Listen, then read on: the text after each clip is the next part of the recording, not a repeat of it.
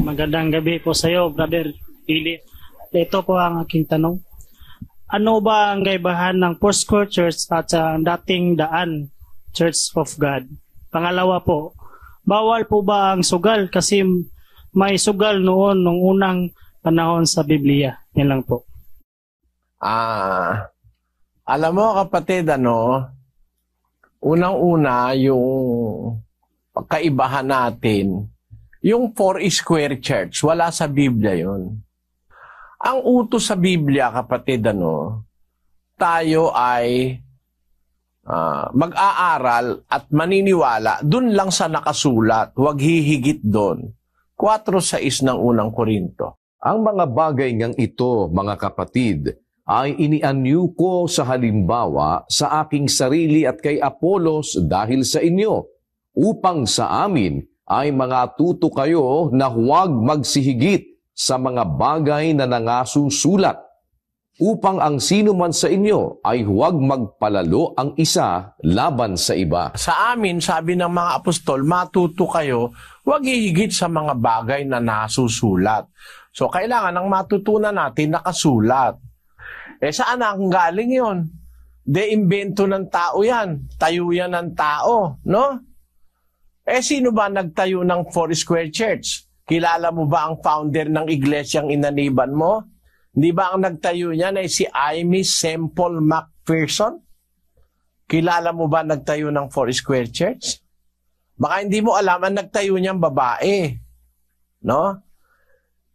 Sa Biblia, bawal ng Diyos na ang babae ang mamumuno sa iglesia.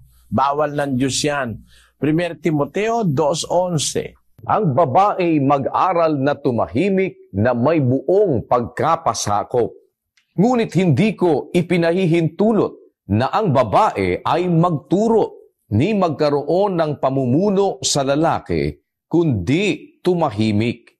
Sapagkat si Adam ay siyang unang nilalang saka si Eva. At si Adam ay hindi nadaya, kundi ang babae nang madaya ay nahulog sa pagsalangsang. Basahin natin yan sa Cebuano, sa 11. Patuna ang babae sa kahilom uban sa bugos nga pagpasakop. Kay dili ako mutugot sa babae sa pagtudlo, bisan sa paggahom sa lalaki, kundili sa pagpakahilom. Kay si Adan mao ang unang agihimo unya si Eva. Ug si Adam, wala hinglimbongi, kundili ang babae, sa hinglimbungan siya nahulog sa paglapas. Kaya sa iglesyang totoo, bawal na ang magiging puno babae, kapatid. At pag babae ang puno, maliligaw ang iglesia. Basahin natin ang 3:12 ng Isaiah sa Cebuano. Mahangtungod sa akong katawuhan, ang mga bata maoy ilang maglulupig, ug ang mga babae maoy maggahari sa ibabaw nila. O katawuhan ko, sila nga mga nanagmando kanimo, maoy nagapasayop kanimo, ug nangabungkag sa dalan sa imong alagyanan. Kita mo, pag babae ang namumuno sa relihiyon, mali. Ararin yung Sabadista, ang nagpuno dyan at nagtayo niyan si Ellen G. White. Yan namang Foursquare Church, ang nagtayo niyan, babae rin. Si Aimee Semple McPherson. Basahin natin ang istorya, kapatid na Luz. Ayan po. History. The Church of the Foursquare Gospel was founded by Aimee Semple McPherson, 1890 to 1944 in Los Angeles in 1918. At the age of 17, she had been questioning her parents' Methodism and declared herself an atheist. However, she attended the Holy Ghost revival where she heard the preaching of Robert Semple, an Irish evangelist. At this time, she fell in love both with Semple and with his message. Semple and Aimee were married on August 12, 1908, but the relationship would not last because Robert died just 2 years later. After another 4 years, she married Harold McPherson, a man who was looking for a very traditional marriage and traditional wife. but that was not to be. They ended up divorcing, and Amy opened the Angelus Temple in Los Angeles, started a radio station, opened a Bible college, all of which would become the foundation for her Foursquare Gospel Church. Beliefs. The Foursquare is salvation, the presence of the Holy Spirit, healing, and millennialism. Hers was basically a Pentecostal church, to which was added Amy's personal charisma and sense of good marketing. Like other Pentecostal churches, the primary source of beliefs and inspiration lies in the Bible, and members accept such doctrines as baptism by the Holy Spirit, the power of Christ to divinely heal faithful believers, and the future second coming of Christ. Membership. Today, there are perhaps 235,000 members in 1,900 churches in the United States and Canada. Issues. Aimee Semple McPherson originally eschewed the Pentecostal label because of the controversial nature of the movement, but the growth of her church was inseparable from the growth of Pentecostalism.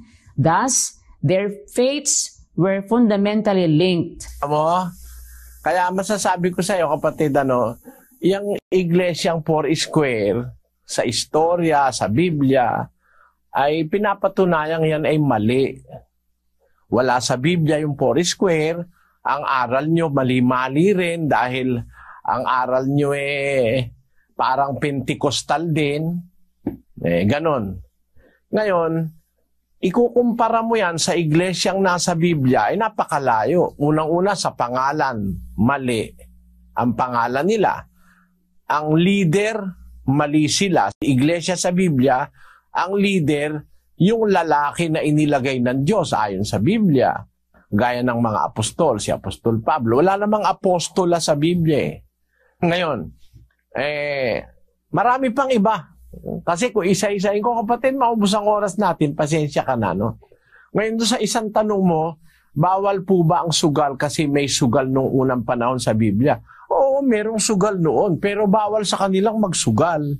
May sugal yung mga taong hindi naniniwala sa Diyos, pero yung anak ng Diyos, pinapalayo ng Diyos sa sugal. Basahin natin ang Kawikaan, kapatid na Daniel, Ulo Gis. Anak ko, kung ikaw ay hikayatin ng mga makasalanan, huwag mong tulutan.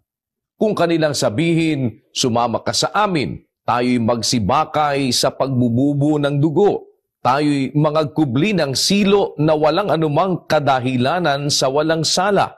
Ikaw ay makikipagsapalaran sa gitna namin, magkakaroon tayong lahat ng isang supot. Anak ko, huwag kang lumakad sa daan na kasama nila. Pigilin mo ang iyong paa sa kanilang landas. Kung hihikayatin kanila na magkaroon tayo ng isang supot, magsasapalaran tayo, sugal yun Sapalaran, isang supot, pagsasama-samahin yung pera, tapos susugal sila. Anak ko, sabi ng Diyos, huwag kang lumakad sa daan na kasama nila, pigilin mo ang iyong paa sa kanilang landas. Kaya bawal talaga yung sugal, kapatid. Maraming salamat po. Salamat po sa mga taga Digos City.